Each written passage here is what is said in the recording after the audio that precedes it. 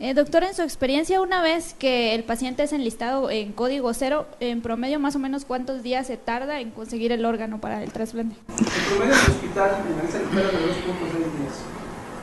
2.6 días. Y de los pacientes que fallecen, el promedio es 7 días en la. Gracias. Realmente las preguntas que nos están mandando los asistentes virtuales, muchas ya fueran contestadas durante las ponencias.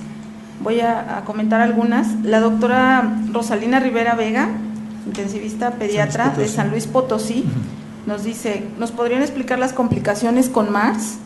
Nos dice que ella tuvo una paciente hace 13 días, tuvo un paciente de 2 años con MARS y tuvo 2 sesiones. Presentó sangrado importante por el catéter y disminución de las plaquetas. ¿Este fenómeno es frecuente? ¿Y cuáles son las complicaciones que se pueden presentar con el MARS? Sí, el MARS puede ser daño por reperfusión y siempre se hace un cebado. Entonces, estos pacientes pueden consumir plaquetas si mantienen flujos muy altos. Entonces, para evitar que consuman muchas plaquetas, el flujo debe ser regulado, debe estar checado y muchas veces el MARS no es tanto la complicación, sino cuando lo conectan con prisma, porque pone una dosis de anticoagulante alta. Y a veces dejamos el prisma incluso sin heparina. Entonces ponemos sin heparina y el paciente sangra menos porque ya están anticoagulados per se. Entonces el riesgo más importante es que sangren, eso sí es cierto. Okay. Para el doctor Hernández Plata nos preguntan, ¿con qué periodicidad se deben tomar los factores de coagulación? ¿Cada cuándo y hasta cuánto tiempo? Bueno, nosotros estamos tomando los factores cada 2 o 3 días.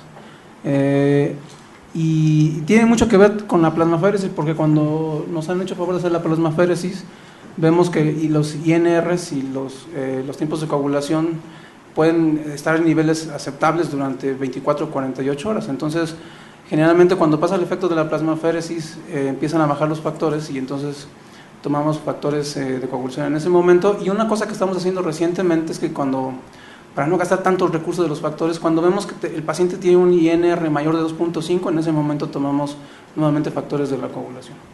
Muchas gracias, doctor. Para el doctor Manuel Correa, nos dicen que sí, en el manejo de la hipertensión intracraneana de los pacientes con insuficiencia hepática aguda que presentan esta complicación, en relación a lo que comentó del manejo con sodio hipertónico, ¿hay alguna limitación para su uso o en relación a los valores de osmolaridad y sodio?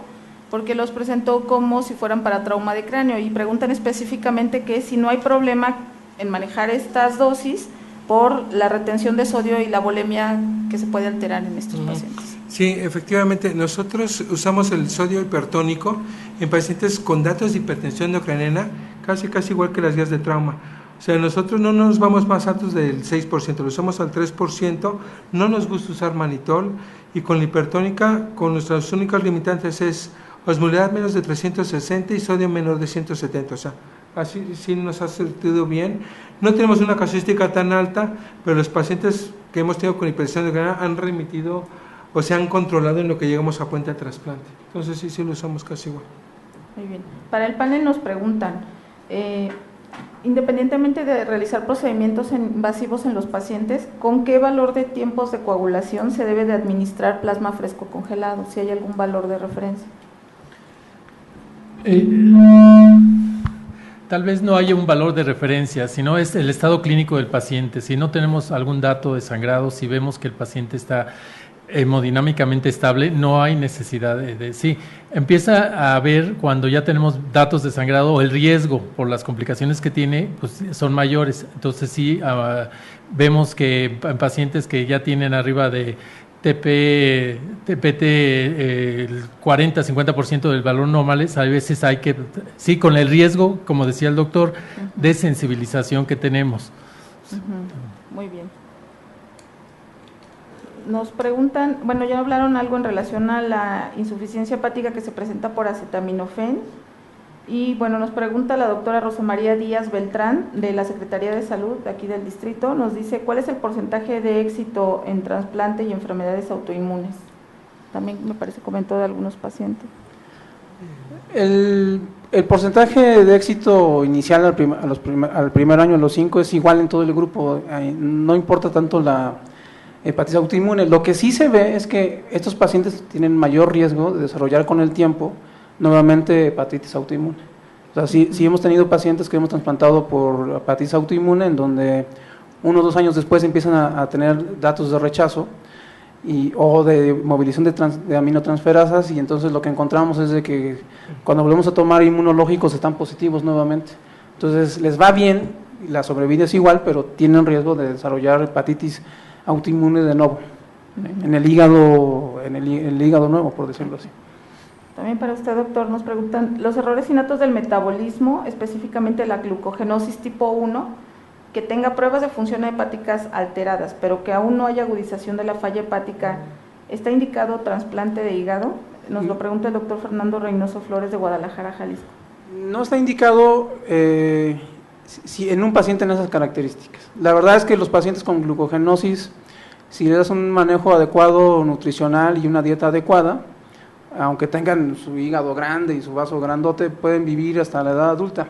Lo que sí se debe hacer en esos pacientes es tomar, como están propensos a desarrollar adenomas hepáticos, se debe de tomar con cierta frecuencia ultrasonidos hepáticos para identificar la presencia de adenomas que pueden derivar en un cáncer hepático. Pero generalmente estos pacientes se pueden trasplantar, si lo necesitan, hasta la vida adulta. Entonces, es raro que trasplantemos a un niño que tiene glucogenosis. Muy bien. En relación al uso de factor 7, nos mencionan que sí rutinariamente debería de administrarse en estos pacientes, o en qué indicaciones, aunque... Nosotros generalmente hay 3 indicaciones. Los cirujanos de onco, cuando hacen hepatectomías tan agresivas con sangrados masivos, lo usan de inmediato.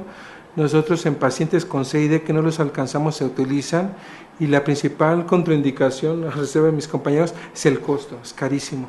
Entonces se selecciona muy de manera importante al paciente que lo va a recibir, pero realmente son en sangrados muy masivos. Entonces no lo alcanzas, es una buena opción, y generalmente los de adultos que llevan más estadísticas de eso reportan buena casuística. Entonces sí han frenado esos sangrados y le dan tiempo a que actúen los hemoderivados convencionales. Muy bien.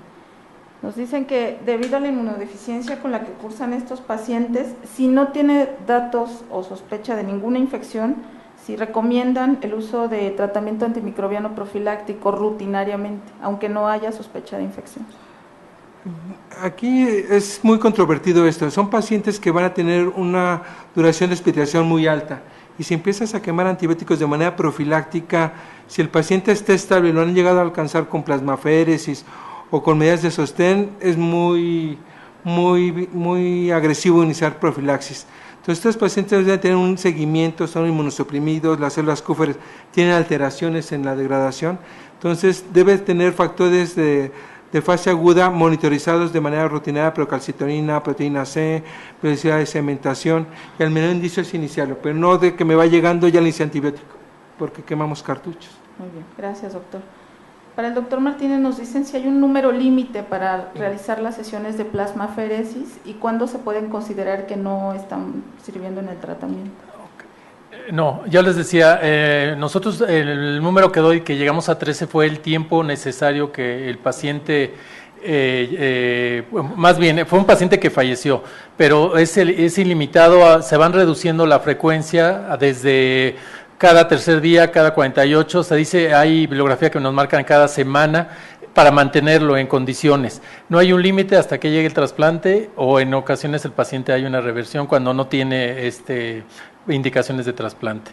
Entonces no tenemos un límite específico de procedimientos. Hay niños que a los 11, 12, que creemos que no, hay una respuesta favorable, mientras que se mantenga y el procedimiento veamos efectos inmediatos a las 6, 8 horas, que se deben hacer los exámenes para que se haya consumido el citrato y eso, y ver realmente la cuantificación de los factores o de los tiempos.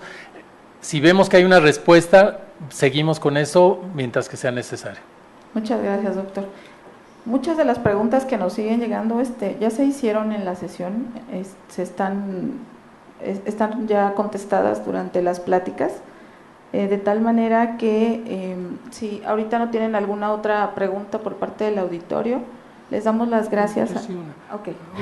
Doctor, aprovechando que estamos aquí juntos, doctor, ¿qué régimen de inmunosupresión utilizan ustedes?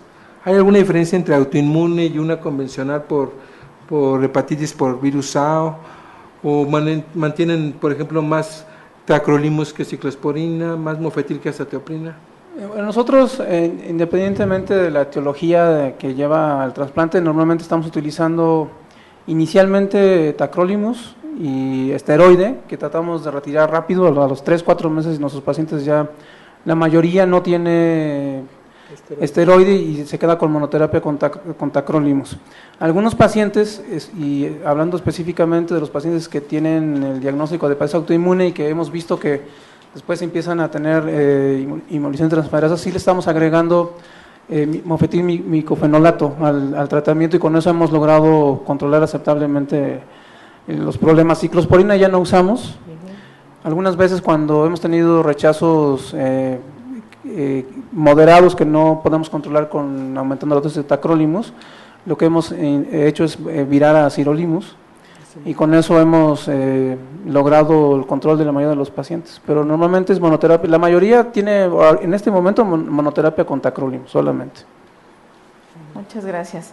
Pues les damos las gracias por su participación en este simposio, que sin duda ha sido muy exitoso, ¿verdad? Y les damos un aplauso a nuestros ponentes.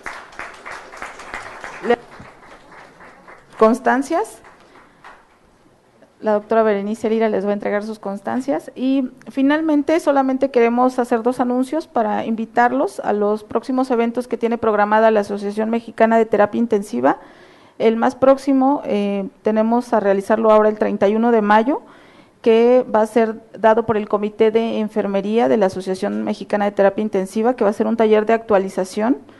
El tema es farmacología para el profesional de enfermería de terapia intensiva pediátrica. Se va a realizar en el Hospital Infantil de México el próximo 31 de mayo a las 8 de la mañana. Nos anuncian que el cupo ya está completo de este taller, pero pues se van a pretender abrir fechas para posteriormente subirlas en la página.